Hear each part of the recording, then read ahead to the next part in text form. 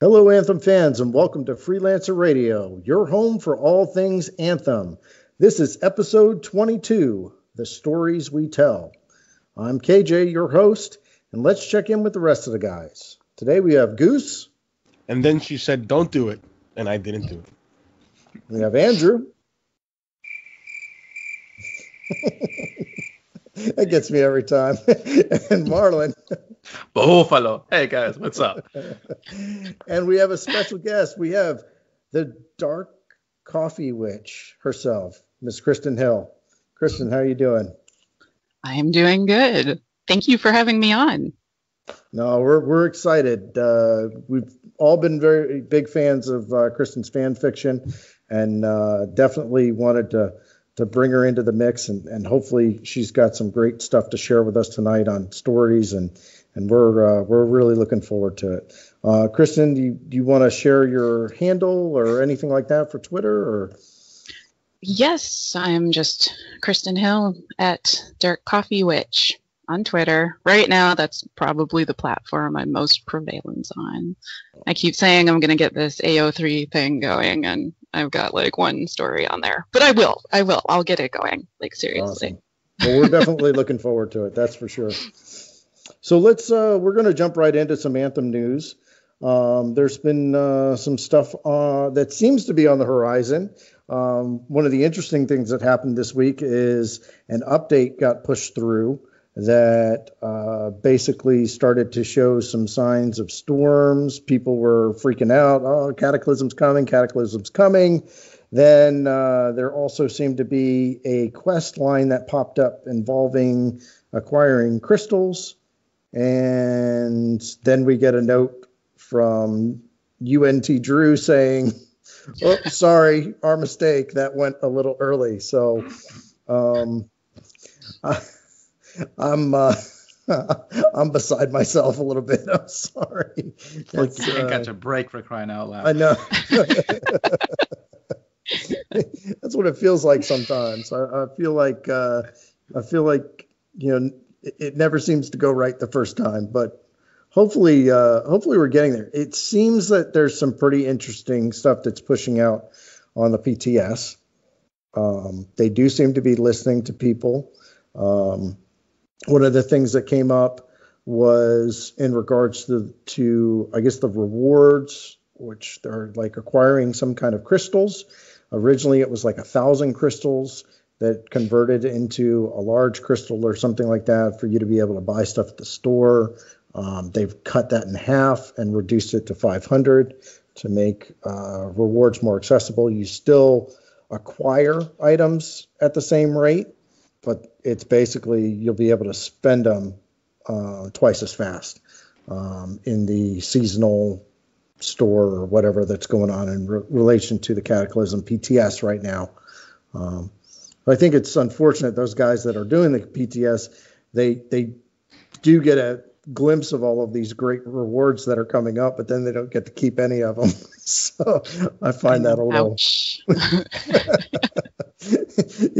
It's not like they didn't put in the work. I mean, obviously the rest of us on console, we don't get to participate at this point, but at the same time, like those people did put in work in order to receive those rewards, and then it all kind of goes away at the end. But I am looking forward to the Cataclysm still.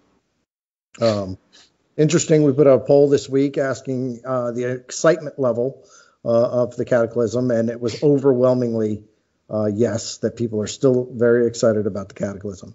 The part that kind of need to circle back up on that is that only 10% of the people that actually viewed the poll participated in it. So that does make me have some concerns in relation to that, and how that goes. It's always like that, it's at the end of the day, polls and stuff like that only tell so much of the story, when it comes to how the community is engaging with a certain anything, and whether it's a video game, an Anthem, or any other game, because only the people that are really, really into it and want to look for it will vote for it. Yeah. The majority of the community are just going to be passive about it and just going to go, oh, wait.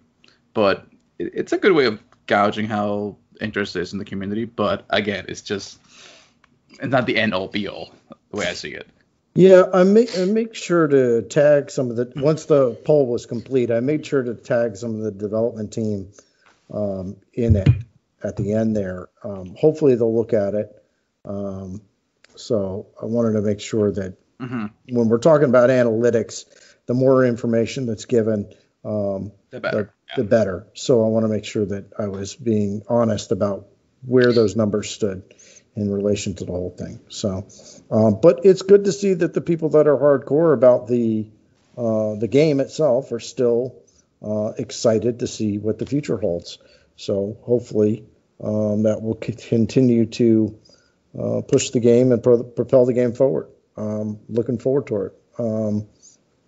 Like to see what the rest of those rewards are going to be. I mean, they keep talking about exotic items and things like that, all kinds of new stuff. So can't wait to get my hands on it and see what it does. One of the other things is I kind of wonder where, with the way the PTS is going and everything, where this story's going. We get this new character, Vara, and seems to be kind of like a good guy that went bad almost. She's trying to do the right thing. From what we've been able to see so far through the PTS lens, somebody that's trying to do the right thing for the right reasons, but then it turns out being the wrong thing, maybe for the right reasons. I don't know. We'll find out a little bit more about the story as it goes.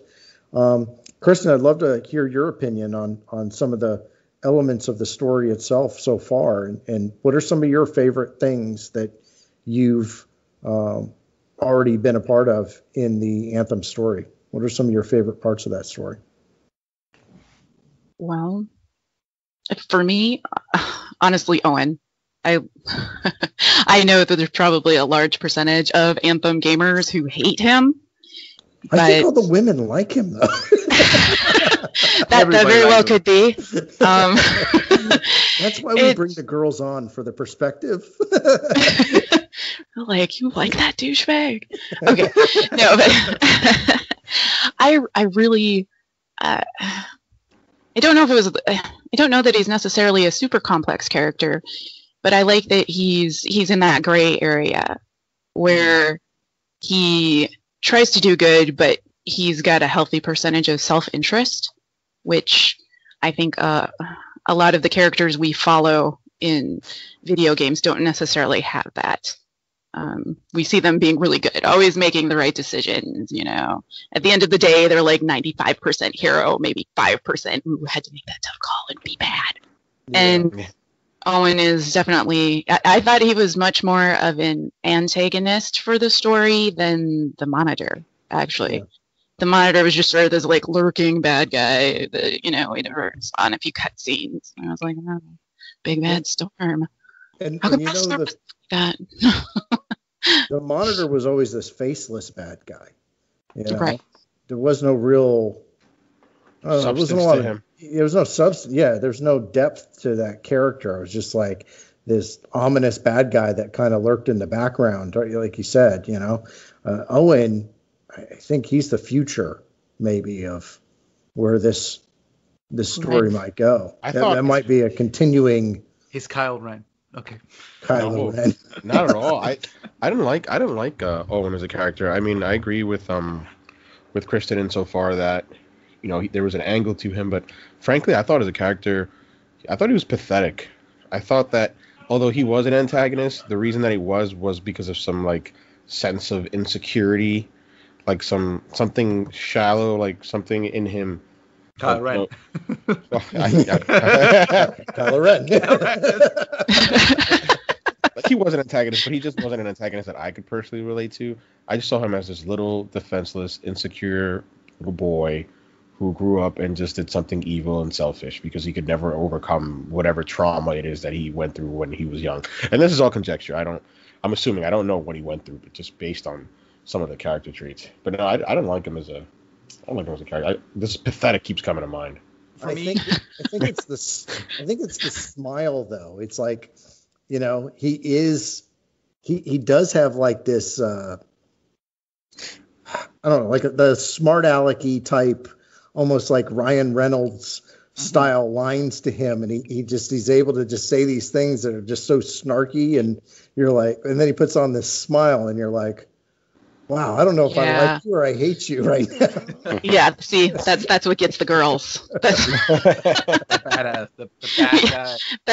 that slight bit of I don't know, questionable, and like I don't want to swear. We're not supposed to, so I'm like, oh, the word I would usually use, and nope. But that whole bit, I think it was a facade though, because I did initially like that about him, the fact that he was like a little snarky and just there was a little bit of stickiness to him, like a little bit of grime. You could see it around the borders.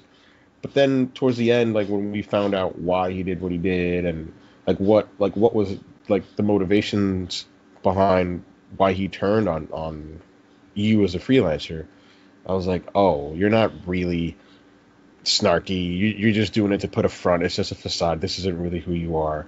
Deep down, you're just like a terribly flawed and insecure character. And just again, I don't gravitate to those kind of characters. To like weak characters like that. He could have used whatever hardship he went through to be. I don't have a problem with him being evil. It's just the source of why he did what he did that just kind of put me off. If that makes any sense. I can get that. Yeah, I get that. I understand that. I'm just disappointed you couldn't even use the dang suit. He took it from you. Like, that's a legendary suit, and you can't even use it. For me, he robbed that's you the opportunity. That really annoyed me, because think about it. You're the whole story up to that point. You're thinking, we gotta get the Javelin of Dawn. We have to get this amazing suit who's gonna, has his amazing abilities, and you're gonna be able to use it. And nope, it gets snatched right out of your hands. You don't even use it. You don't even touch it. You only get to see it. So for me, that was one of the moments in the entire story. I'm like, oh, you pull that one again on me. Okay. All right, fine. Joe gets all the exotics, he gets all the stuff and all the masterwork. I can't even get the Javelin of Dawn, for crying out loud. So that's for me. Marlon's hurt. Marlon's certainly hurt. Yeah. Even when it's supposed to be an OP weapon, I can't even get it. Marlon can't get anything he wants. No, I don't get it. Or if I do get it, it's already been nerfed to the ground. It's like, Owen already had it. He kind of messed it up. You can have the Javelin of Dawn without two pieces, without the head, without the arms, without the legs. You skip the arms, So one of the things we definitely want to do today is we talked about some of our favorite parts in the actual story and things many times before on the show. But Kristen has some absolutely amazing fan fiction. If you have not read some of the things that she's put together in relation to Anthem, you need to go follow her on Twitter, and every time she puts something out, you just need to soak it up like a sponge, because it's pretty amazing. And one of the things that I think that Kristen is really good at is dialogue between characters. And Goose had mentioned this kind of in our pre-show, that that Twitter format really allows for that to shine, I think, in some of the stuff that she put together. So, Kristen, why don't you talk a little bit about some of the characters that you have started to develop, and just kind of give us a little bit of a background on who they are. Okay, well, the main character for me is Signy. She pilots a storm. And at this point, I once read a comment that said, if fan fiction is your way of disappearing into a story, like if you want to self-insert, that is totally okay. And Signy is definitely very influenced by my own personality. Her experiences as a woman, as I was in the Navy, and I know freelancers aren't military necessarily, but I think they undergo some of the same stresses. I'd say have to make some of the same kind of calls. So, I I like to let that reflect in her character if I can. She was injured in an Ursix attack, so she does have an upgraded arm. Her left arm was replaced by the Arcanist, and it is like a prosthetic that's made using javelin technology. I say javelin and shaper technology because in my mind they're kind of two branches. Like the shaper technology was there first, but I think the people of Bastion have sort of taken the javelins and made that its own branch of technology. I also have a character who, I don't know why, I've always wanted to have like a mute character, just because I like the idea of the challenge of someone who wants to do everything that he wants, you know, like to go out, accomplish things, be great, but to have this sort of like bar to typical communication. So that is my other character. My other main character is Wraith. He pilots a ranger. And right now, actually, the story I wrote that I flew through and felt like I was writing a research paper for is actually pretty much about him. It's some backstory on Wraith and his motivations. So very cool. Well, we definitely want to get into that in a moment. How long have you been doing? I mean, have you always been a writer? Is this something you did in college where you did creative writing, or is this something that you just kind of developed over time? How long have you been doing this? I think I've loved writing ever since I learned how to read. It went hand in hand. Have you always been into fan fiction, or is this kind of a new thing that you're stepping into? No, fan fiction is fairly new for me. I've written a few things related to Dragon Age, and those were also it was mostly kind of a dissatisfaction with the Dragon Age Inquisition story, because they gave us in Origins, they gave us main characters that had their own beginnings. It wasn't like this lumped together, here you are for some kind of crazy sort of makes sense reason. And I really miss that. And I'm part Native American. I'm a quarter Lakota.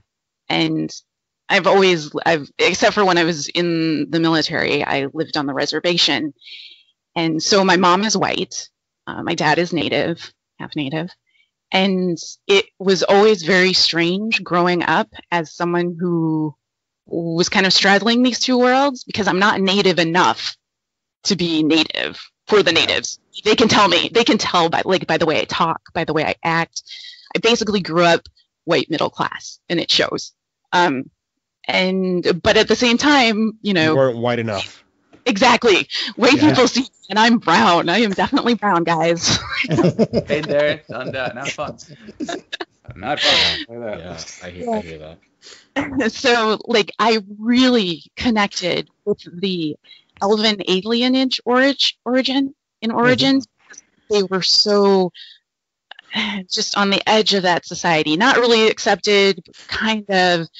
People judged them on sight by who they were, and I was so sad when Dragon Age Inquisition didn't bring back the ability. You could only be this mega uber elfy elf.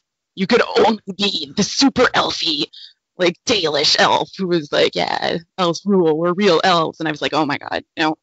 So that's my fiction for that I rewrote parts of the story from the perspective of an inquisitor who was an elf from an alienage. Oh, very cool. I feel kind of like I'm in speech class in college again. So I'm trying. No, you shouldn't. No, trust me. You're my friend. I told you, it's conversation between friends. Goose actually Marlin, cool. I don't think ever really got into Dragon Age, but both Andrew and I have played, I think, every Bioware title. The only one I don't think Andrew played was Baldur's Gate. I played Baldur's Gate because I'm old enough to. But honestly, talking about Dragon Age, I think out of all the three that I played, Dragon Age Origins, Dragon Age 2, and Inquisition, I think I prefer Dragon Age Origins over it because of how the storyline was made. Dragon Age 2 for me felt just didn't feel like it lived up to the hype that Dragon Age Origins was coming up to. Dragon Age 2 just literally felt like, oh, I'm supposed to save the world, but not really, and just it for me it just felt really off. Inquisition, again, same thing. It fell off because half of the time that I'm doing this thing, I don't feel like I'm part of the story. I just feel like I'm just this OP character who's basically here to save the world, but you're not really interacting with all the characters. You're not really in the history behind them. So Origins for me was probably the better one. Besides, the character lore behind all of them is just really well written in the first one. That one for me has the most solid lore. But that's just me. Yeah. Just going. Sorry, let me say this real quick. Going back to your writing, the two examples, or actually the three examples that you've given with Signy, Wraith, and now with Dragon Age, you've given examples of stories that you've written based on some of your own personal experiences. And I think as a writer, like, you got to find a way to, first of all, I think you should always write. You should always want to write something that you would want to read. And with Dragon Age Inquisition, that was definitely an example of that. You're like, well, I'm not happy with the story, so I'm going to create my own stuff. And then you're also putting like your own personal experiences in it. So yeah, I would like to read that Dragon Age stuff, even though I haven't played Dragon Age at all. That sounds pretty. You cool. Gotta get your website up so we can check this stuff out. I mean, that would be fantastic. So getting into your new story, do you want to go ahead? My new story. You want to go ahead and give it to us? Okay. Let me try to regulate my breathing here. She's like, you guys are putting me on the spot. I don't want to give away all the good stuff in the story. You're ruining it. Just pretend we're in the library and you're sitting in front of the class of 6-year-olds, because we act like it sometimes, right? It's story time. Well, I took a creative writing class in college, which was really fun. Like, the professor was this Irish woman who was totally cool. And the very first class that we had, she picked, she just had us write, she was like, okay, I want you to write a setting that your parents would have been in. And I was like, okay. And she picked mine as one of the first 3 to read, because for each class, someone had to share their reading. And I was like, ha, ha, ha, ha. And she was like, you know what? If someone asks you to read your work, you say thank you and you get up and read it. I was like, okay, yes, ma'am. Thank you. All righty then. Yeah. So I was like, okay, all right. Oh, Lord. I'll tell you, some college teachers are really fun when it comes to just personality, how they teach classes and stuff like that. And some of them can be like real jerks about things. But at the end of the day, I feel like the jerk type of the teacher is the one that pushes you to be better. I feel like that's the one that teaches you the most, because he's not there to be your friend. He's there to make you get better at something. I believe that.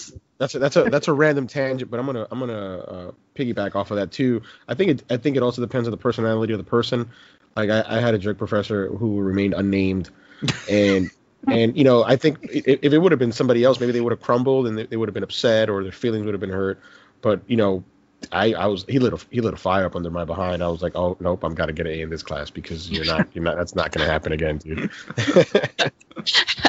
I'm gonna let my wife know, since she's a college professor. So rate my professor is the great equalizer. The great equalizer. She's like at a 4.5 or something like that on Rate My Professor. So she does pretty well with her students, but she's very she's teaching master's level and all of that stuff. So it's a very kind of smaller classes, and people that she's not dealing with.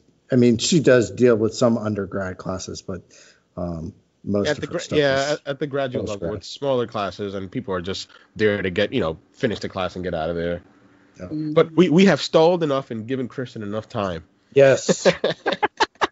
I know, you guys would not believe. I got like wet palms and everything. Oh, wow. Yeah, I'm an introvert. I'm stepping so far out of my comfort zone right now. Okay. Just enjoy it.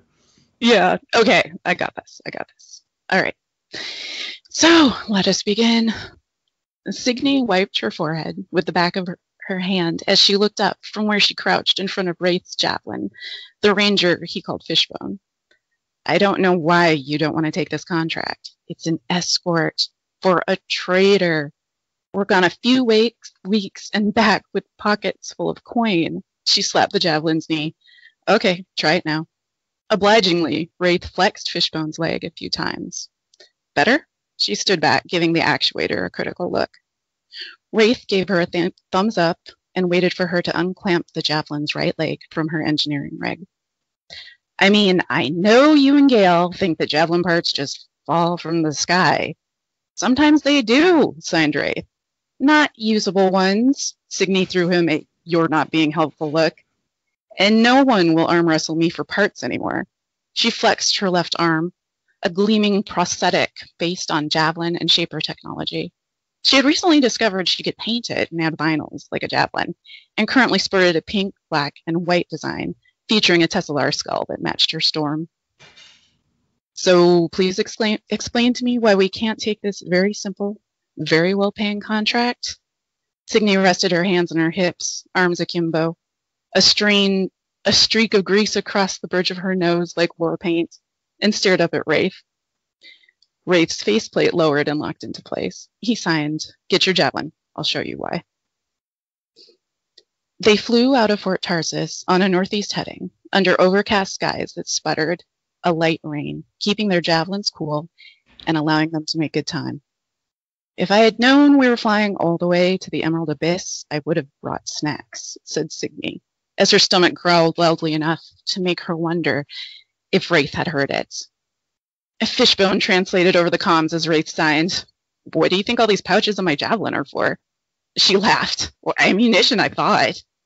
"It's like you don't even know me," he signed, and swept down to the southern ground entrance, a natural tunnel through the rock that would fit a strider, but it would be close, very close. Signy landed next to him. They walked up the incline of the tunnel into the sunlight.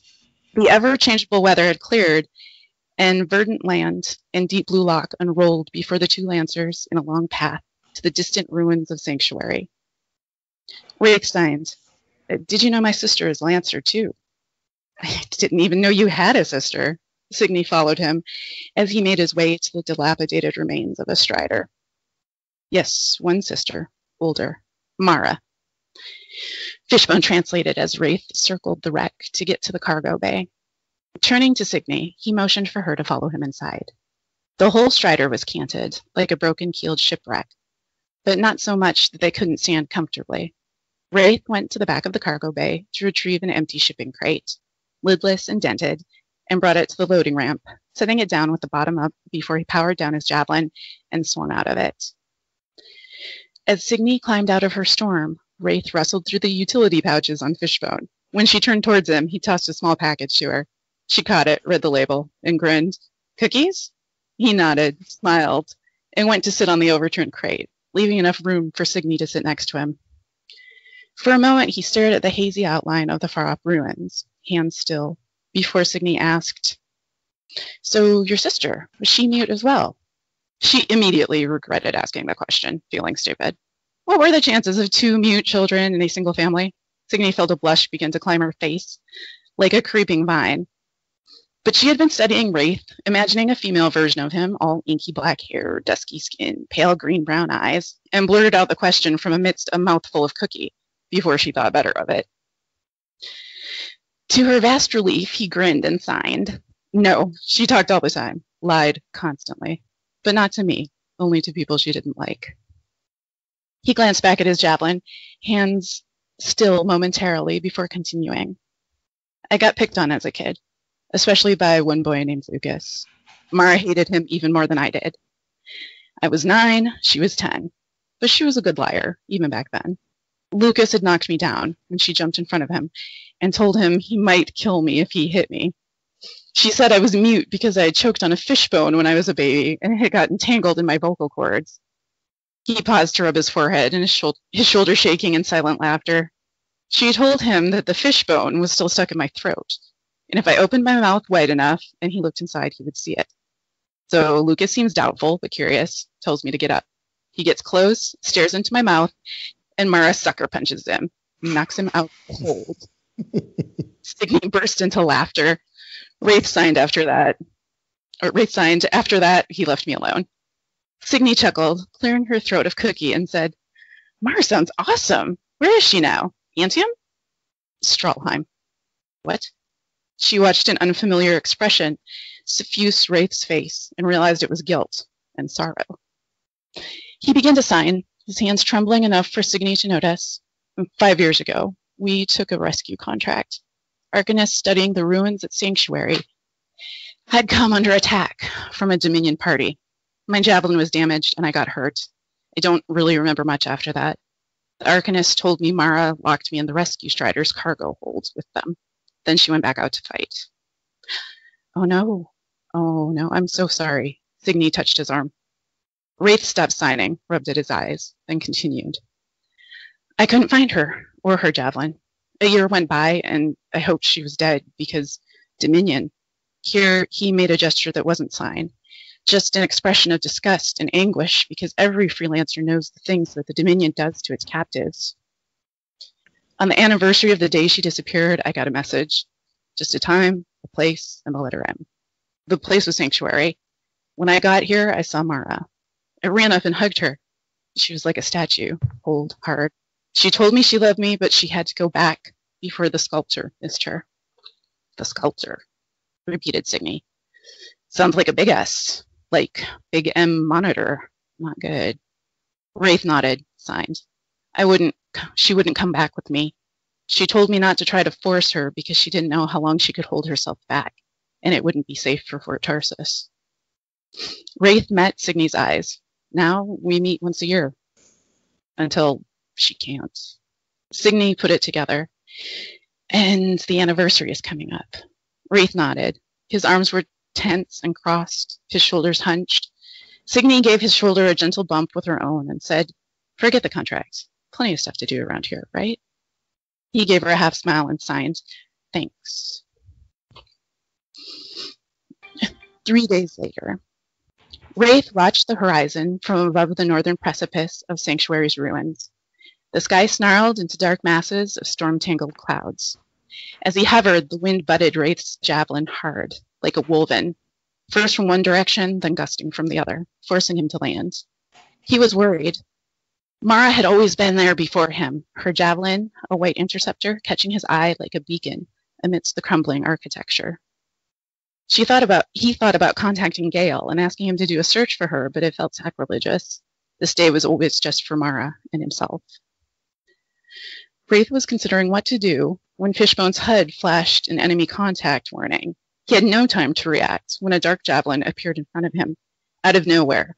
The remnants of a cloaking field, falling away, the ephemeral motes of it gathering to hover over the strange javelin's shoulder in a shifting black sphere, not unlike a Fury's shield in miniature. Wraith drew his mace, electricity crackling in bright arcs from it, but the other javelin's faceplate rose, revealing his sister, though her eyes were a luminous, unnatural blue instead of green. And when she spoke his name, he saw the sharp length of her teeth. Wraith, she cried, I came to warn you. You have to stop it. The storm. It's almost here. He signed, What did they do to you? Her voice changed.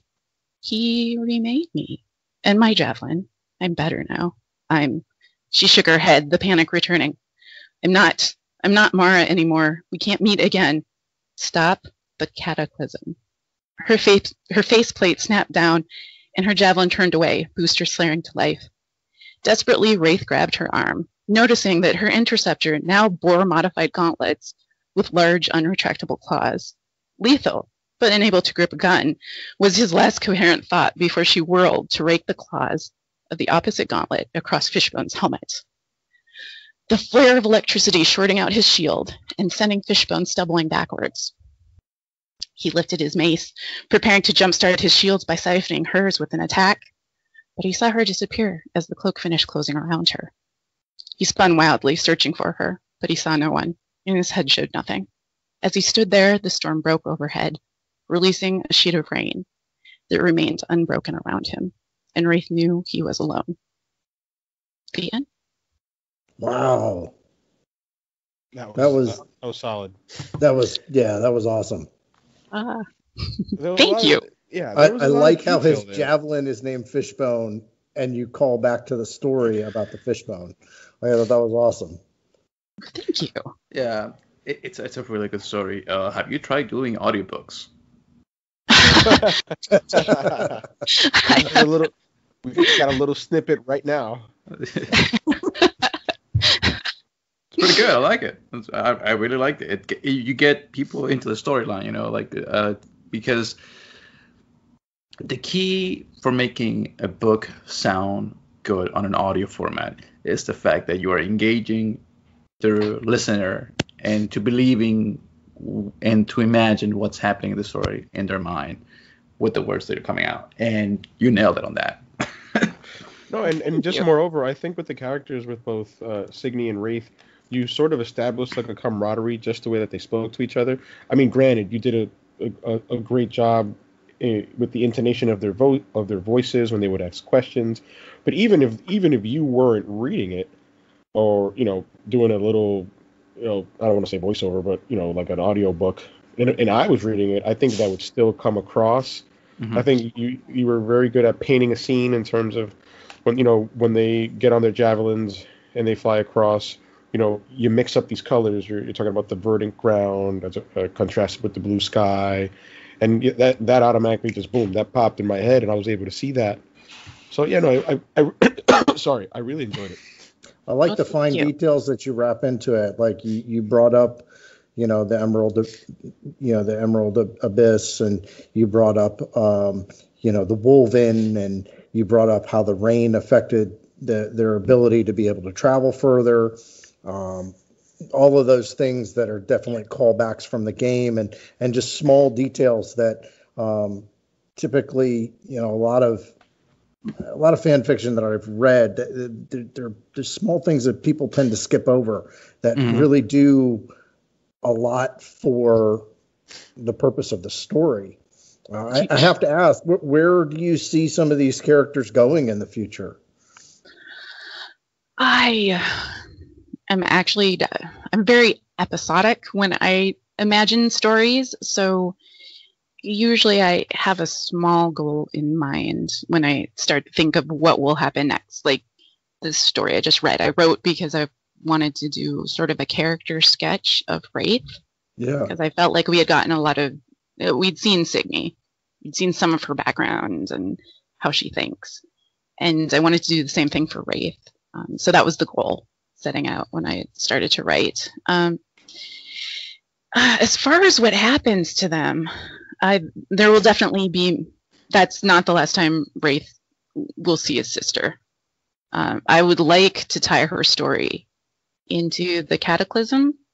Oh, yeah. If possible, depending on how that all fleshes out, because I kind of have to play it and see what happens.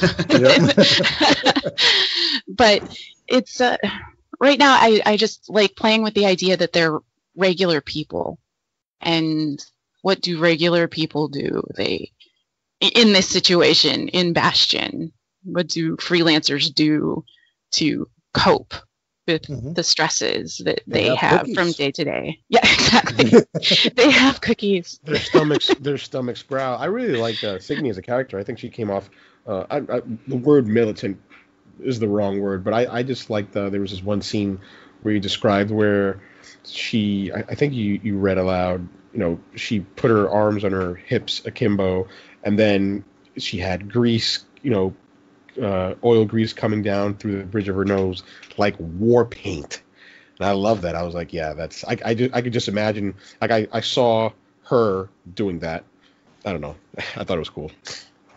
Thank you. guys are awesome. Aw. Definitely. No, I love the imagery for sure. We should ask Andrew to see what he thinks of your story. Yeah, Andrew, Mr. Quiet Man. Mr. Quiet Man. What does he have to say about this awesome story? He's gonna roll out the truth, the harsh truth. I thought it was pretty good. I mean, apologies, I only got glimpses of it. I was kind of preoccupied with travel arrangements I have to make here, but what I did hear was it was really good. Thank you.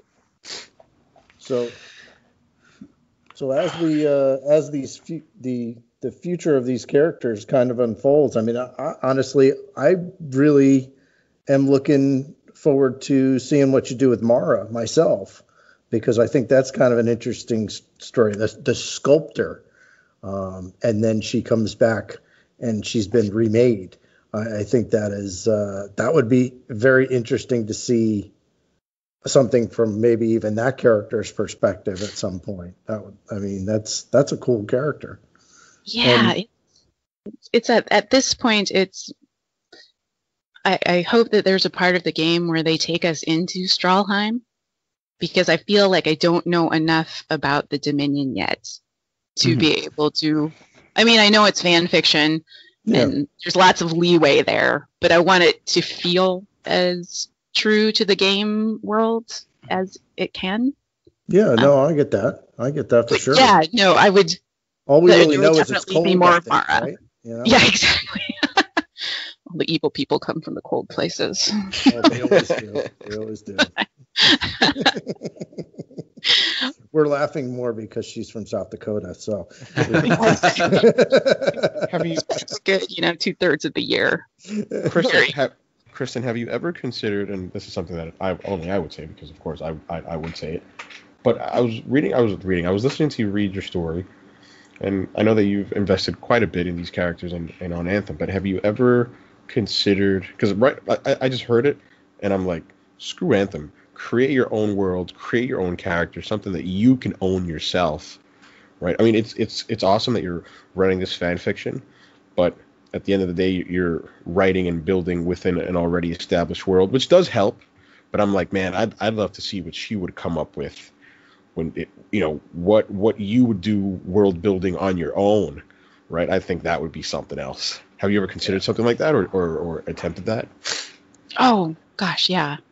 Like that's the ultimate goal, I think, of every person who writes. Yeah, it's mostly a question of time, life getting in the way. Like, yeah. Right now, I really like the fan fiction and the Bastion, because it sort of helps me in that it gives me boundaries. When it is just me in my head and I get to make stuff up on my own, there's like idea coming off of idea, coming off of idea, coming off of idea. At the end of the day, it looks like a schematic from heck. It can be overwhelming sometimes, right? Yeah, so I like the fan fiction in that it gives me some boundaries. It gives me something to work within. But yes, ultimately, I would love to. All the time I look at, I follow a lot of short story, not really sites, but places that are like, okay, this magazine that looks for this genre has open. It's open right now. You can put in stories of this length. Nice. So that's always kind of, yeah. So, like I would love to get published in like a genre fiction magazine if I could, or e-zine, which it's just up to me. I need to take the time and, yeah, for sure. Yeah, because I hear you. Life always tends to have its way with you, and you have to kind of force yourself into doing those things. It almost feels like sometimes. Mm-hmm. Yes, and I'm terrible. Such an escapist. I come home and I'm like, right, do that hard work or turn on the Xbox and play some Anthem, man. Yeah. So it's a question of me, reorganize my priorities. I'm right there with you. I have a story I've been working on for like 6 months now, and I literally have gotten past, like, worked on chapter 1 and the prologue, and that's it. And I can't seem to get past that. I've got 1,000 things on an outline, like, written out as to where I want to go with it, but I literally cannot get past that because it's just so much easier to come home and kick my feet up and It's funny you say and that, shoot KJ. things. It's funny you say that, KJ, because you know what you're reminding me of right now is that episode of SpongeBob when he's supposed to write a report for driving. He's literally just spends like 10 hours just writing this very elaborate it's like, I'm done. It's like, no, you just barely started. What are you talking about?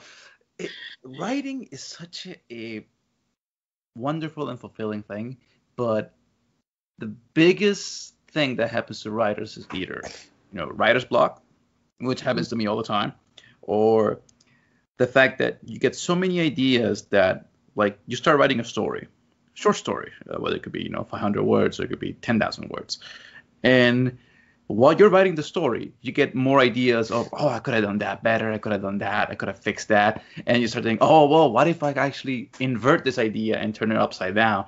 And by the time you're done with it, you're like, oh, yeah, the story that I'm writing right now doesn't seem really interesting to me anymore. I want something much more, appealing to me. And it's a cycle, and you just gotta power through it. I remember back in high school days that I used to read a lot of fanfic. I mean, to the point where for me, a short story was 100,000 words. That was for me a short story. If so, when now that I'm looking at some of the fanfics nowadays, that it's like 10,000 words and stuff like that, I'm like, oh, it's pretty cool. I like it, but I want something much more meaty. And I realized like that was wrong of me, because you don't need to have this elaborate 100 chapter, 100,000 words is like 10 short stories, dude. I know. Like I tell you that for me, if I was looking down the list, I'm like, oh, it only has 10,000 words. I'm not gonna read that. Oh, 100K, perfect. I can read that. And I would do it in 20, 30 minutes. And in my head, I'm going, that's wrong. You're looking at the perspective of quantity over quality, and sometimes, like for now, like that short story you tell right now, that has a lot of depth to it. It has a lot of lore behind it, just from a perspective of two people, just figuring out what happened to their sister, and when they finally reunite, they realize, oh, she is not the same person anymore. And those are the type of stories that get you engaged, that make you want to read more about it. And those are the type of storylines that I wish Anthem would have had, because half of the time that you're playing with Anthem, these characters, while they have lore, half of the time you're thinking, I'm not really invested in some of the stuff that you're doing. I don't really care about this stuff, and I like it. I enjoyed it. I'm sorry for cutting you off like that, Gustavo, but I just want to say that. No, you're fine. I just wanted to say Thank you. I mean, I would never call myself a writer, but I haven't written creatively since undergrad. And writing can be very fulfilling. Writing can be very fun. I remember back in undergrad, I was just writing a whole bunch of memos and stuff for my major. And then I decided to take some electives for creative writing when I decided to minor in English. And I remember some of my classmates, some of my friends were like, what are you doing, dude? Like, you're writing more? Like, you're going to take on more writing? I'm like, yeah, but it's not academic writing. It's just recreational. It's just for fun. And I'm actually not I don't know, maybe because of my professor. I'll name him Adam Berlin over at John Jay College of Criminal Justice. Great, awesome professor. Always gave me good advice. He would always break it down. He's like, listen, there's no such thing as writing block. Writing is just literally a sentence after, one sentence after another, just write. And I remember he tasked us with writing a short story, and I wrote a short story about a superhero. And in that story, there was a scene about adultery. And I had the scene where this guy, his name was Patrick, he left his home, and he got a call from his mistress, and this is like super random, but I just want to say it. And I remember he saw the phone call, but before he saw the phone call, on his lock screen, he had his kids. And like, he just had like this moment as a dad where he was like, I'm not in love with my wife, and I really like this other woman, but my kids. And that was part of my superhero short story. But I literally just scrapped that entire story, and I was like, that's not what my story is about. My story is about this guy and this struggle that he's having and this extramarital affair. And I rewrote a whole different story just based on that. It tends to happen. Sometimes that's what you got to do, though. Yeah. You gotta go to, I don't know, what calls to you? What speaks to you? That was my small little tangent on writing. Writing is fun, and you're very good at it, Kristen. Oh, God. Well, thank you.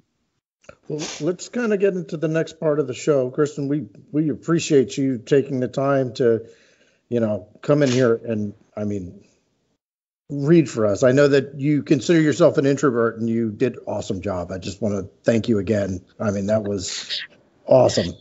I'm so I'm all all right, I read it, it's done. Yeah.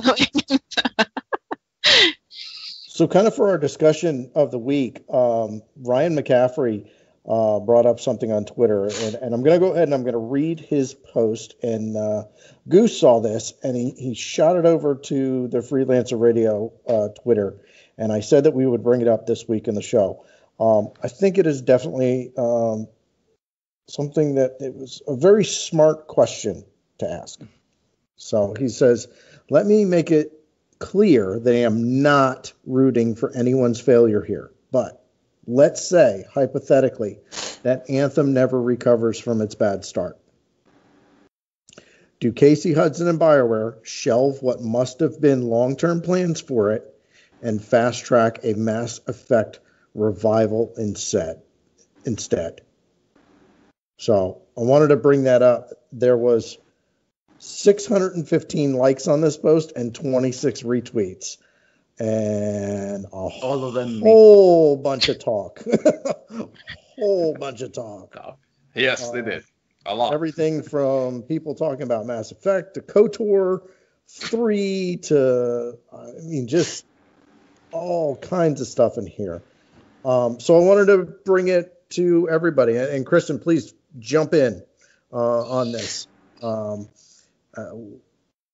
We want full participation. Okay. Somebody yell at Andrew and make him not be so quiet. Andrew, stop being so quiet. He's out, bro. He's tired. He's tired. so for the listeners out there, and I'm gonna blow him up. Our friend Andrew, who works very, very hard, he works a lot of hours. He's fallen asleep at the wheel. Either that or his mic and his screen is basically frozen. I think his chest is moving, so he's definitely alive. I don't have to worry about that. You know what it was? It was the comfy blanket he went ahead and got. And he goes off. All right, so he had a long day. He had a long day. Yes. Yeah. It's busy season for him. Well, he actually is working on a huge thing for Amazon right now, believe it or not. And they had Amazon Prime a couple of days ago. Yeah, Prime Day. So he had a big presentation with Amazon a couple of days ago. So that's going to be awesome for his career and everything else. But let's get back to this. So, do Casey Hudson and Bioware shelve what must have been a long-term plan for Anthem and fast track a Mass Effect revival instead, if it does not recover from this bad start? And I think what he means by not recovering from this bad start is the Cataclysm comes out and it really doesn't boost play numbers. And I think this is going to be very telling when this Cataclysm does hit. So let's, Goose, I'm going to throw it at you first, man, because you're the one who brought it up. What are your thoughts? So my thoughts on the Cataclysm and this whole topic, I think there's great expectations on this Cataclysm to deliver. And me personally, I haven't placed those great expectations on it. I'm expecting it to be fun. I am going to hop back in after a long hiatus just to try it out. But I am not expecting it to save Anthem wholesale. I don't think it's going to do that. I don't think it's designed to do that. I think EA as a company right now, I hate using that word toxic, but they're just so toxic. And BioWare has lost what's made it BioWare in terms of all the bloodletting with so many developers leaving and so much talent going away. So ultimately, I don't want them to, if Cataclysm fails, I do not want them to basically jettison Anthem, the game, off into space. I don't want them to do that at all. I want them to keep working on it. As much as I'm not playing it at all, I don't find it fun at all. I think they need to stick with this game and just bear down and make it good. I think that's the only way that they can salvage their reputation as a developer, that EA can look good as a publisher, meaning that they'll back it up. For them to just give up on it after not even a year on the market. I mean, it's only been out since, February? So it's at 5 months. Like, for them to give up so easily is just, it's not a good look. It won't inspire confidence in EA from us gamers. It won't inspire confidence from Bioware. No, you need to stick with it. They have to stick with this game. They need to turn it around. They basically need to dig deeper into rock bottom to get out of the hole, if that makes sense, right? To come out on the other side. That's what they need to do. Just need to get a bigger shovel, right, Marlon?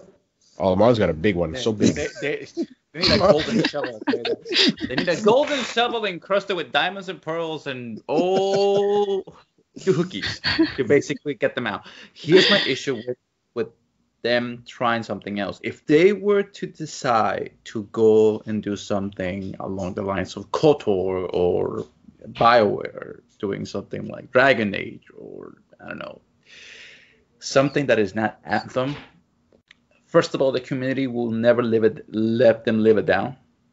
They will literally feel like they lost trust with them, even more so than they have it right now. And two, what would the community say if they saw that Bioware decided to abandon Anthem and decide to work on a different IP?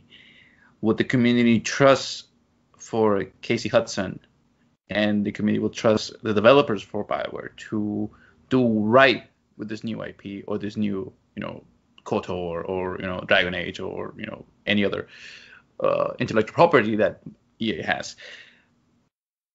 I don't think it would help them out. I think it would do more to ruin their reputation, because now the community is going to be wary of them. Now the community is going to go, well, if you couldn't have this new IP work for you, what makes us believe that you're going to have this one work for you? And you could say that I'm being very, cynical about it, but fool me once, shame on me. Fool me twice, shame on you. And fool me thrice, I'm officially that idiot over there, okay? I'm officially that guy who keeps banging his head against the wall. No, they'll do it. They'll fix it. They'll do it. Like, no. So for me, I feel like they should try to keep Anthem in a position of not perfect, but just great enough that works, and that's just my opinion about it.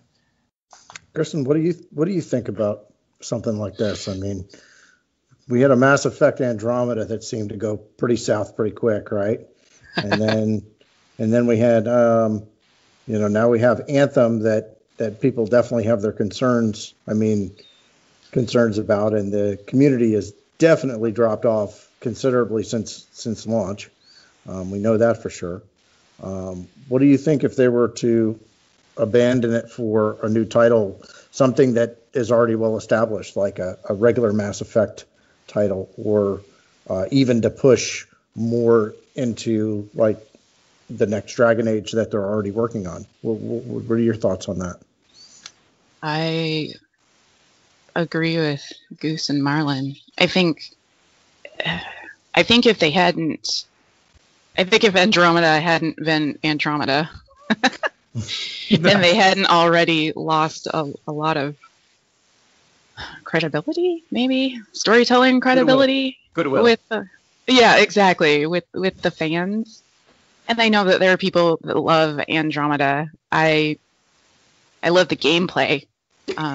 It was real hard for me to get. I'm 40 years old, and Ryder was such a baby. I mean, like just so young. It was just so hard for me to relate to Ryder. And I'm not saying I need like an old crusty protagonist who's bitter and angry about life, but Ryder was just so like, ha ha ha, I did this on this other planet with archaeologists before, and it was just like, ha ha. I'm like, oh my word, no, I can't do it. And I don't know, I'm not quite sure what everybody's issues, but for me, I really like the linear storytelling gameplay style of the older Mass Effects, the original trilogy, and they stepped so far away from that with Andromeda that it was like they took Inquisition and blew it up times a million, and I just felt like I was doing all these random quests that I didn't need to. I was like, just put me on my shuttle and drop me on my mission. So I can go kill some stuff, get it done, get back on my shuttle, get to the ship.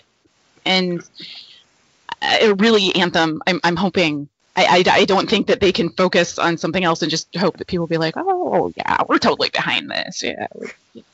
I agree with Goose and Marlin. I think they need to keep working on Anthem, and even if it's nothing, even if it's never totally redeemed, I think if they could do something kind of like a No Man's Sky and bring it back so that gradually word builds up and people are like, hey, this game that started out that everybody was so mad about, like, guys, they worked on it. It's good now. Like, you can go in and enjoy it, and it's multiplayer, so I really hope that Cataclysm helps bring back players, just even enough just to get more people talking about it, and having a good experience with it. Because, man, there are times when I go in there and maybe it's that I work an evening shift, so sometimes I'm on at random hours, but sometimes there's just nobody in there. Like, I'm harder, like, I'm trying to go in and do some GM3s, and I think I'm hardcore, but I'm not GM3 by myself hardcore. No. I don't think there's too many of those people out there. So, yeah. I mean, and I'm a Bioware sucker. I will totally be that person who's still excited about whatever they work on next. But I don't know if I'm like a pre-order excited Bioware person anymore. And like 5 years ago, I would have totally been like, yes, whatever they make, I'm pre-ordering. I got this. Yeah. And now I'm we'll wait, see how it goes. Yeah. You know what? You bring that up, but that is so true. I was a pre-order Bioware person on every single game, and then Andromeda hit, and I played it. And I mean, you hit the nail on the head. Ryder is not Shepard. I mean, you can say that again. He's like Shepard's whiny little brother. I mean, that's literally what he is. And like Luke, and he and then I almost feel in a lot of ways that like our Freelancer character that we are supposed to be, and in this one here, he kind of falls along those same lines. I'm really hoping that they do a lot more definition in our character development in this game as well, because I feel like that just isn't what it should be. It's not there yet for me. But you're so right in saying that you're not a pre-order Bioware person anymore. I am no longer a pre-order Bioware person anymore. And for most games in general, I don't think I'm a pre-order person anymore. There are few continuing titles that I will pre-order because I feel comfortable with them and they're well established and they have continued to be great games over time. But for any new IPs that come out, I am certainly not jumping on that bandwagon, and I won't be a Bioware pre-order person, until something gets turned around at this point as well. That's a very good way of putting it. KJ, here's the thing that makes me laugh about this whole like back and forth between you and Kristen is the fact that it reminded me of what happened when we had the E3 presentation for Anthem. Gustavo over here was the biggest fanboy for Anthem when it first was released. He's like, this game, we gotta play it. It looks so cool. It's so amazing. And myself, I thought, you know what? He's a little bit too hyped for me. I don't see what he's seeing this trailer. A little bit of context. I was tired of Destiny. Yes. I wanted a substitute, and I placed all my hopes and my fears that Anthem would be it. It's a little bit of context. And when Anthem first released, like he's like, "Oh, Max, so amazing!" And like you could tell his enthusiasm was slowly waning down as the days keep progressing. And at one point was like, you know what? I'm done with this game. I'm not touching this for a long while until they fix some of those things. And I go, wait. This guy who promised me that this game was going to be the Destiny killer, who made me spend $90 on the collector's edition for the digital version of the game. Because I put a Nerf gun to his head and made him buy the game, right? It's like he gets everybody hyped up in the entire group, and then when the game like just collapses on itself, it's like, okay, have fun, I'm out. And I'm like, hey, wait. You can't leave me like this.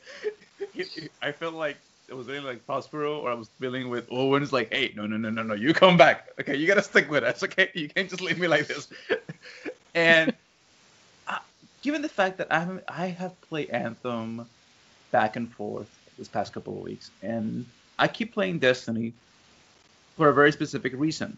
It's because my God, they all went back. Goodness. It's because the gameplay loop of it makes you want to play it more and more, because it makes you like feel like you're progressing, even if you're in a little circle or hamster wheel. But with Anthem, you don't feel like you're progressing half of the time. You feel like you're going down on a hamster wheel, going down a path, and it hits a wall, and then you just have to return, go back again, and then you just go back and hit another wall as you were going back. So you never move back and forth. You never feel like you're progressing to the maze. You always feel like you're just shifting back and forth over and over and over again. So I don't want to like, dump on Anthem, because I feel like Bioware has been doing the best stuff that they can do with this game, given their, just the issues with EA, the issues with the company as a whole. But the Cataclysm, I don't think, is this amazing thing that's going to change the game. I feel like the Cataclysm is a way to bring back some of the game base, but it needs to have something more that you feel like your character has power.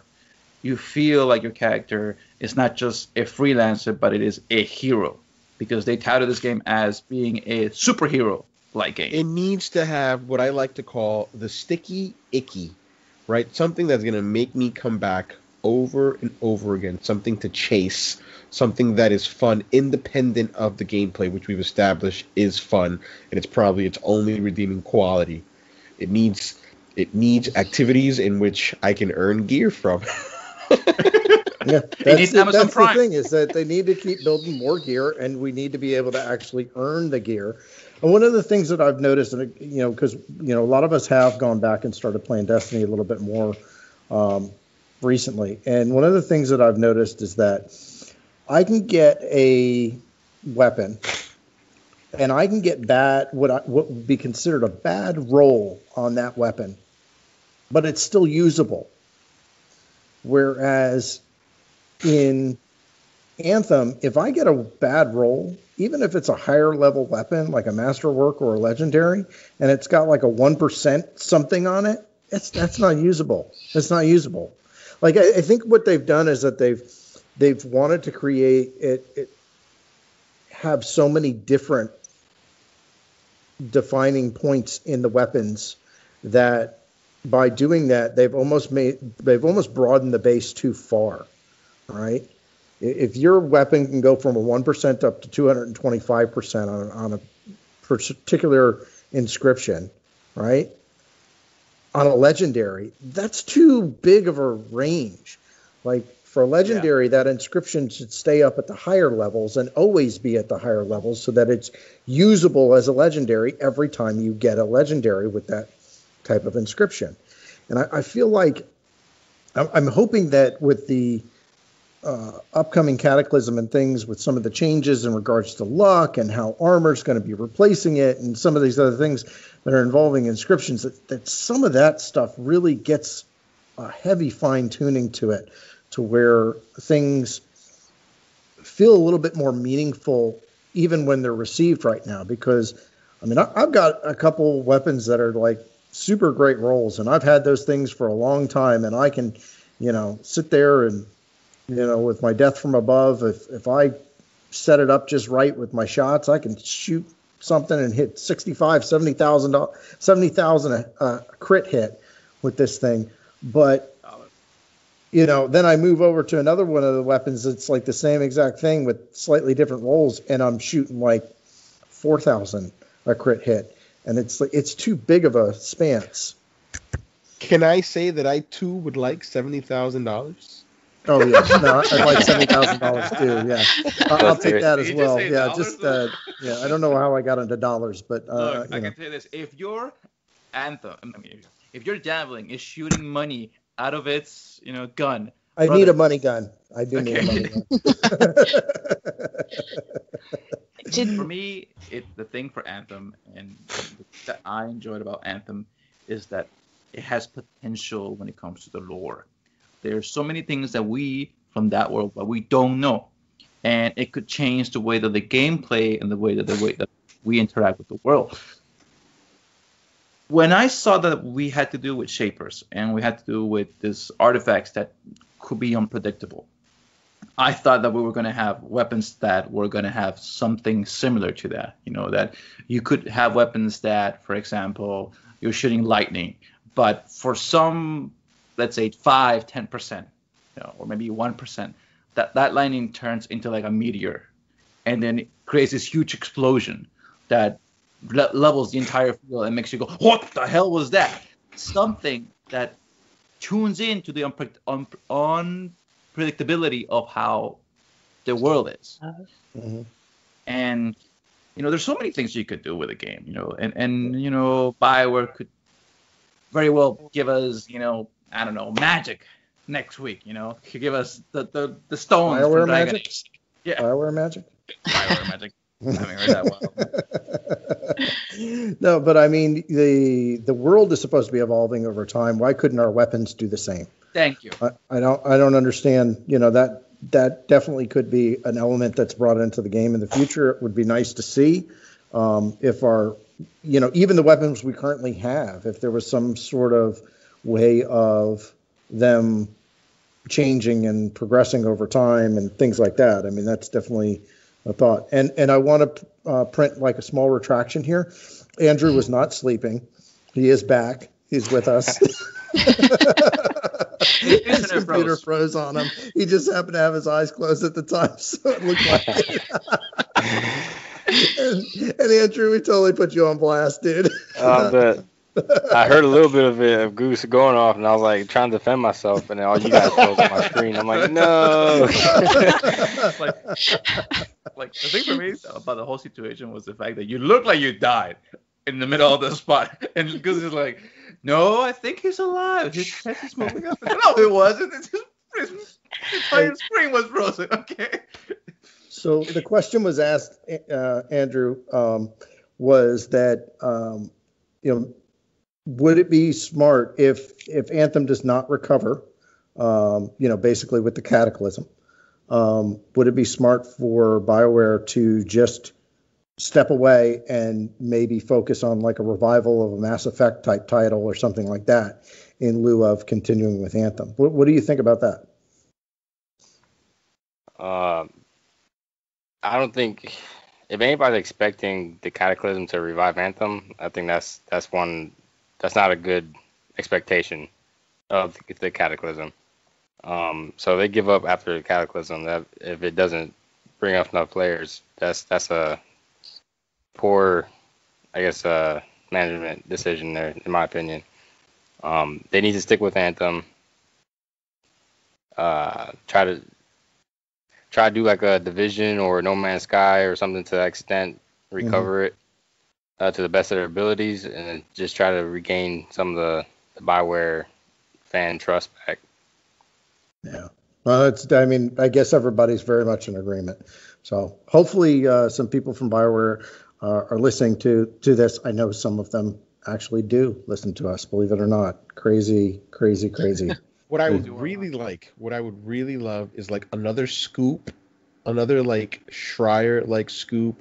I'd like to know who's heading up the game. Is it Bioware Austin? Is it Bioware Edmonton? If people at Edmonton are involved at all, what are they working on besides the Cataclysm? Because I'm pretty sure like all hands are on deck on Cataclysm, but I am positive I'd be willing to bet my thumb, my right thumb. Right thumb, yeah, your Very right thumb, specific. I'd be willing to bet that there's another like a small Skunkworks team just like figuring out what's next after Cataclysm. Are there, because clearly based on the article, the game wasn't built to support a games as a service, as we know, like a Destiny or Division. Are they working on that? To fix or change the infrastructure from within? Like, I have all these questions in terms of like nerdy games development stuff that I love. Yeah, I think there's some major overhauling that they have to do. I mean, from the internal workings of the game itself, just in how it plays, and I mean, the gameplay itself is wonderful. That's not what I'm getting into when I say that, but I think just the kind of the mechanics running in the background, some of the things, how scores are tabulated and how hit points are calculated, and all of those things. I think there's some weapon inscriptions and what they do and how many of them there are and everything else. I think there's a lot of work that needs to be done on the internal components of it. Yeah, a lot of those systems are built from scratch because, like, as we all know, based on that article, a lot of those systems weren't part of the game engine package. So they just, independent of the game tools that they were working on, they had to build a lot of those systems from scratch, which is more development time, is more of a headache. They may or may not work together. It may take longer for all these interlocking systems to work together. So yeah. Yeah, that's why the luck thing's probably taken as long as it has, because you literally got to go all the way back to step one to go back through it all and see how it all ties in together. Here's my wild theory. Okay, this is cuckoo land for Marlin. Okay, so.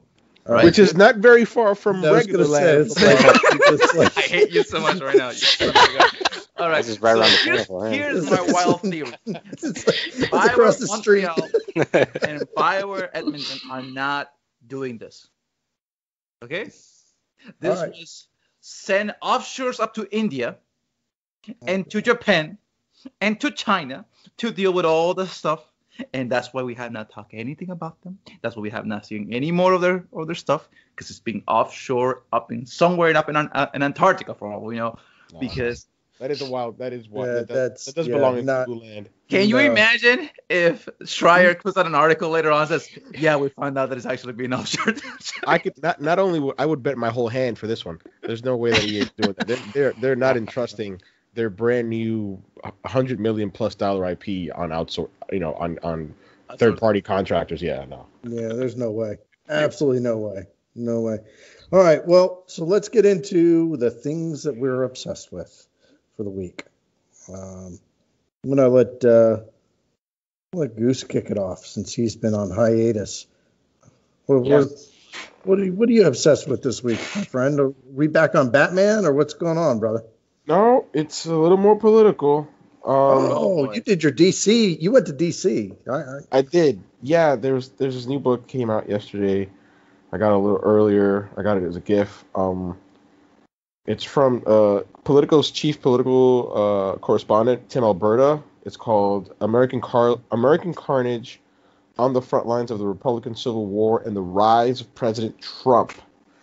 And I'm literally halfway through the book. It's a page turner for sure. It sort of chronicles the events that led up to why Trump won. And it sort of explained that, he really wasn't what created all this animosity. But it's been blistering and festering for a long time before he came along. He was just the right candidate to exploit that, but not to get into political. I don't want to talk about politics here. Just about the book. I just love the way it's written. So the chapters are basically on years. So there's these little snapshots and these little flashpoints in time that the Tim Alberta focuses on, and he'll linger on that, and he'll say, well, voters thought this, and this particular person, for example. I'm thinking of an example to give. Oh, yeah, perfect one. When John McCain chose Sarah Palin as his vice presidential running mate, he said that was one example that portended to the rise of Trump and the rise of populism in the country. It's a great read. I read every day right? I'll read articles online or whatever, but I haven't read a book, like, sat down and read a book in quite a while. Wow. Unfortunate to say that, but this book's got me by the balls. I think I'm gonna finish it this weekend. It's really good. Awesome. Yeah. Awesome. So, Marlon, what are you up to this week, brother? All right, so here's something that's a little weird, but here's the thing for me. All right. Going Recently, back across the street, boys. oh boy, Lord Almighty. All right, so here's the thing. Recently, I was watching Back to the Future. Okay, and I was watching it, and I thought to myself, like, okay, let's go into the logistics of actually what I do if I went back in time. Okay. And I realized, well, I cannot go back 50 years back because there's no records of me. Mhm. I wasn't even born.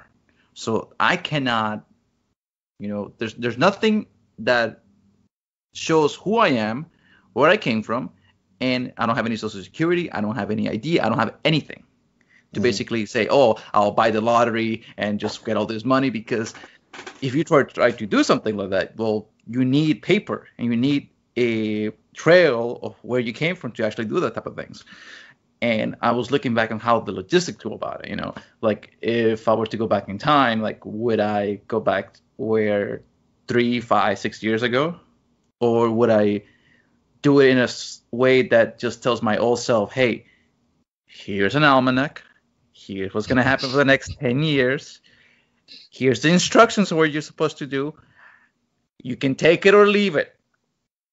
Or would I do it to the point where I meet my old self, but I don't show him that it's me, but it's something like the government agent. Hey, listen, I had this alien technology. I found it for you. Something like that makes you realize that, because you start looking into the paradox of how time travel works in sci-fi stuff like that, and it gets really messed up. So you kind of have to plan it out.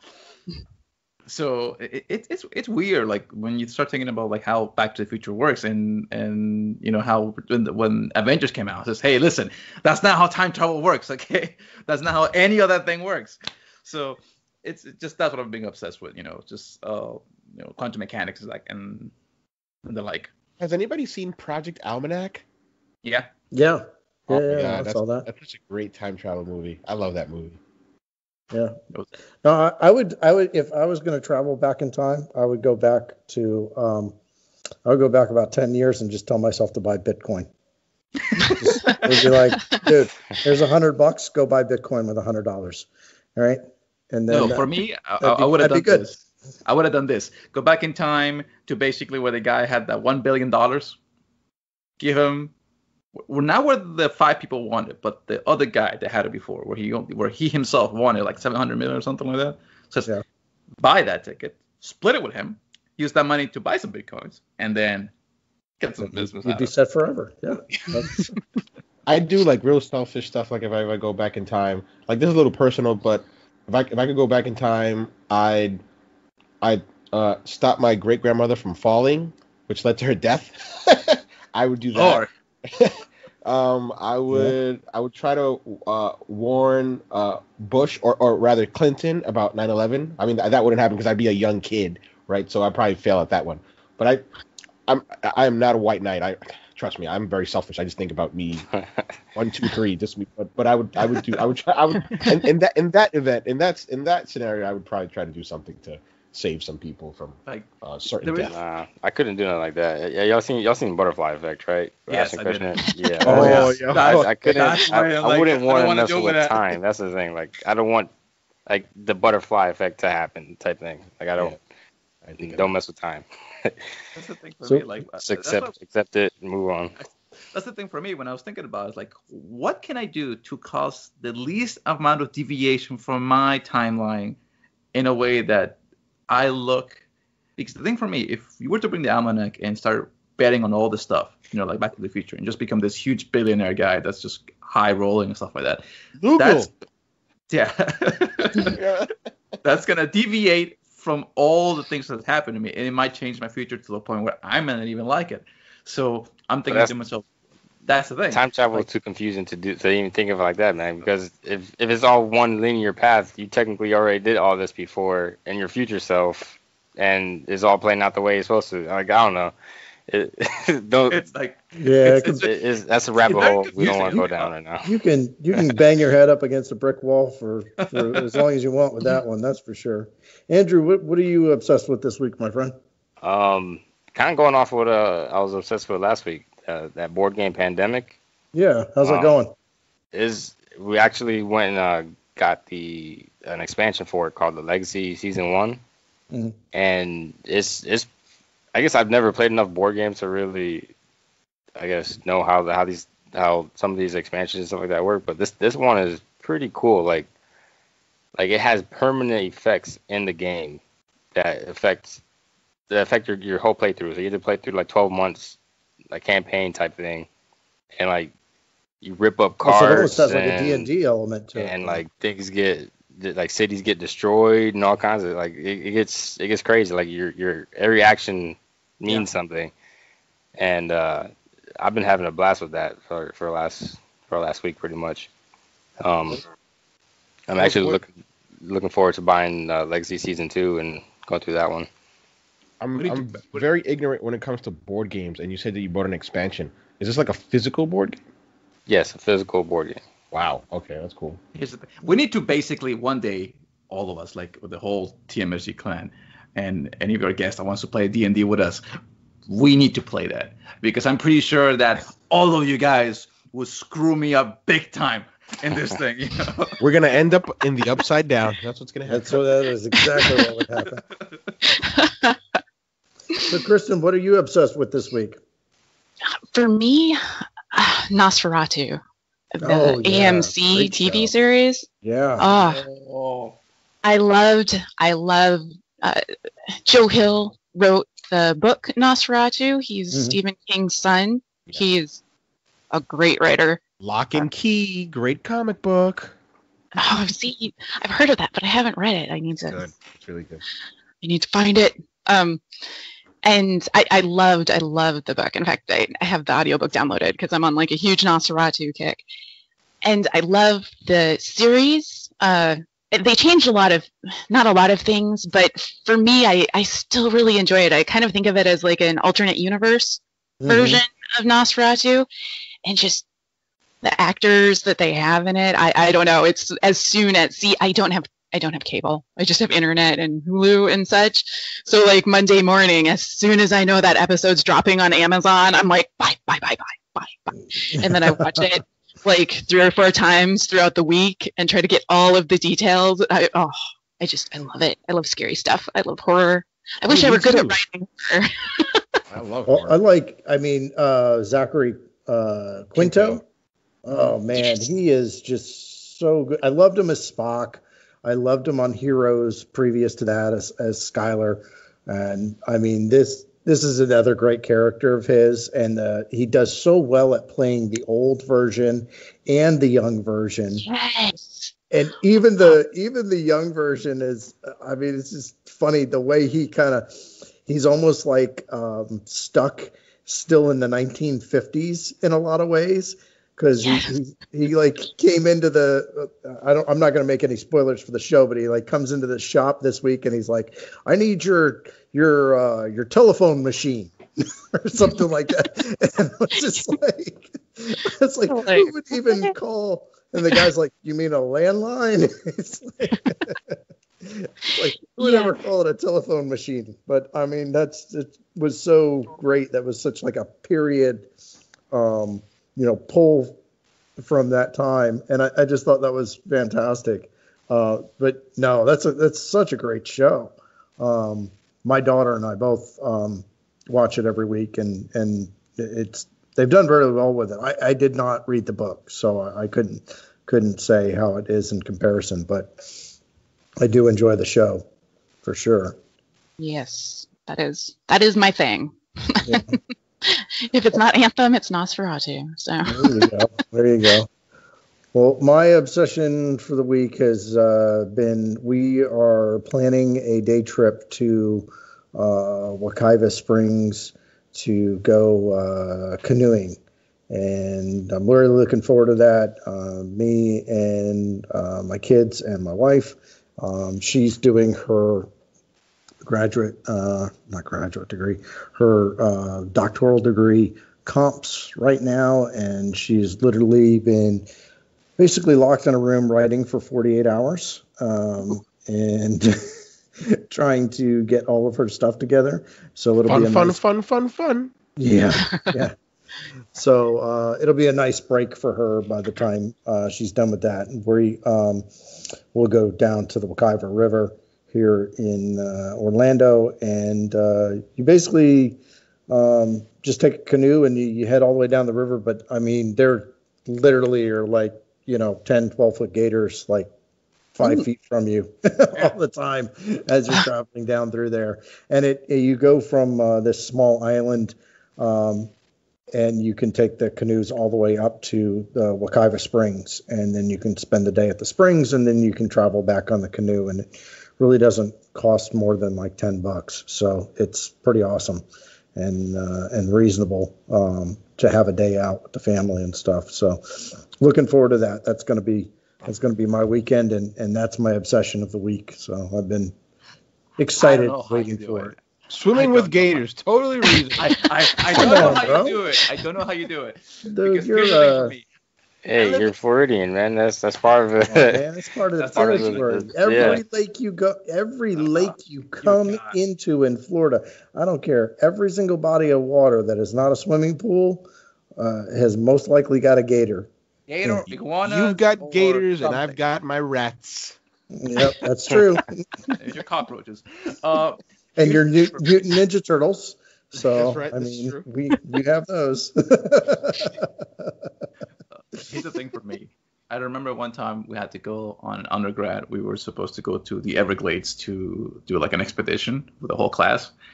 And like the teacher says, hey, listen, we're going to be going into this trail. We're going to have to get into the water. Make sure you just stick together. If you see any snakes, if you see any gators, just stay with the group. If they happen to bite, well, that's your problem. And I'm going, you better be kidding with that, right? It is like I run a gator, man. I lived in Kissimmee for a year. I learned that. That was one of the lessons we had to learn.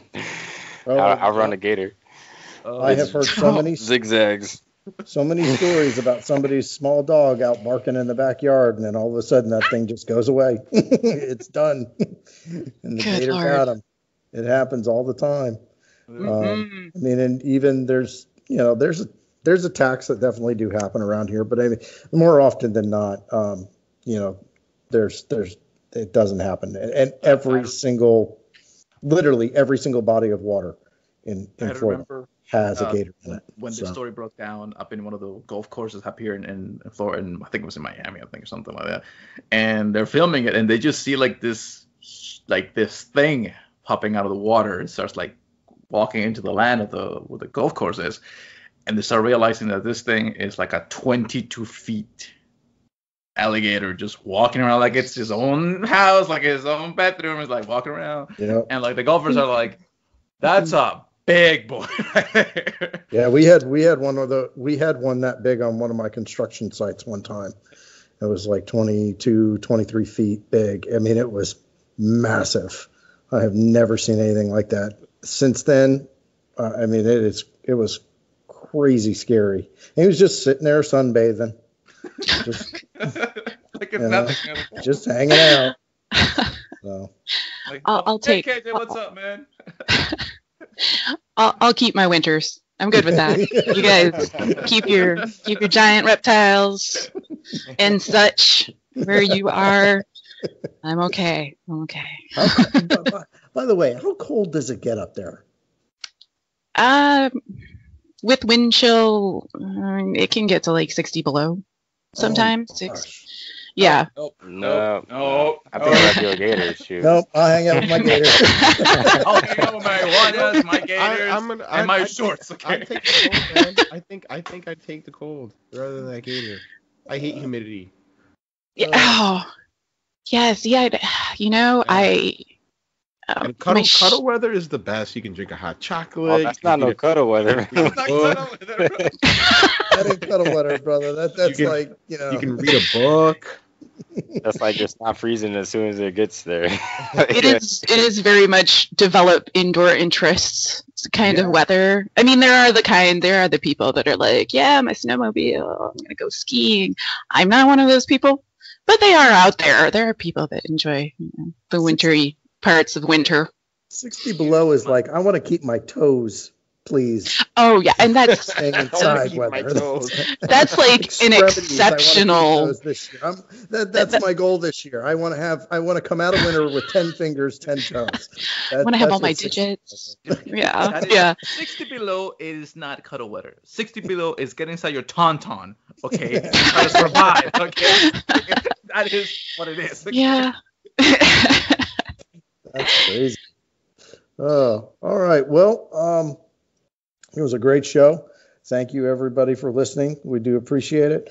I want to make sure that we give another shout out to our special guest. Thank you, Kristen. Thank you for having me. And thank you for sharing your wonderful story. We look forward to the future and what else you have to present. We'd love to have you on again and have you be a part of the show to maybe the next chapter, the next part of the saga of your characters. I think it'd be wonderful to have you on again. Is there any you want to go ahead and plug any social media again? Like I said before, just Twitter, Kristen Hill, at Dark Coffee Witch. And there's a tag, like a pinned post there that has my AO3, which I will, responsibly update and put stories on very soon. Awesome. I will do that. Yes. we're certainly looking forward to it.